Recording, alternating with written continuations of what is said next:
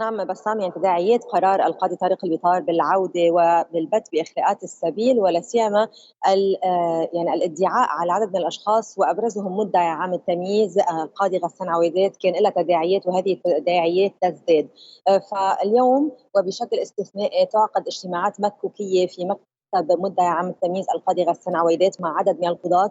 تأتي هذه الاجتماعات عشية دعوة مجلس القضاء الأعلى للانعقاد من قبل القاضي سهيل عبود، على ما يبدو أن يتم التحضير لشيء مهم في جلسة مجلس القضاء يوم غد. حتى الساعة العنوان العريض هو البحث في تداعيات أو ما يترتب عن قرار القاضي طارق البيطار، ولكن على ما يبدو بحسب المصادر أنه سيرشح عن هذا الاجتماع غدا قرار مهم أو موقف مهم، على الرغم من أنه هذا الاجتماع وهو للمرة الأولى بعد جلستين متتاليتين ينعقد بدعوة من الرئيس الأول سهيل عبود. في هذا الوقت يرتقب أيضا أن يرشح قرار عن هذا الاجتماع أو إجراء معين على الاجتماع الذي يعقد في مكتب القاضي غسان عويدة مدعي عام التمييز غسان عويدة.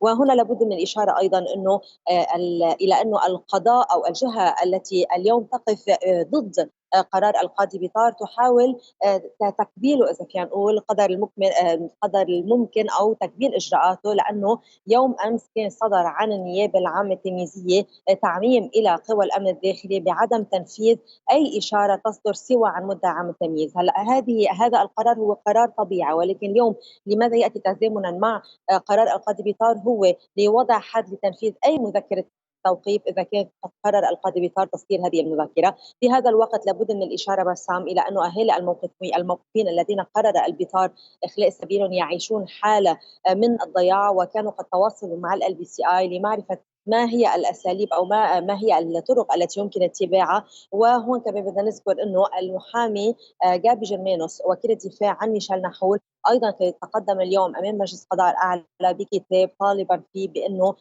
الدفع او احاله كتاب اخر الى النيابه العامه التمييزيه للطلب بتنفيذ مذكره او قرار اخلاء السبيل، والا هذا سيعتبر انه الاستنكاف عن احقاق الحق من قبل النيابه العامه التمييزيه. عوده اليك بسام. شكرا لك لارا.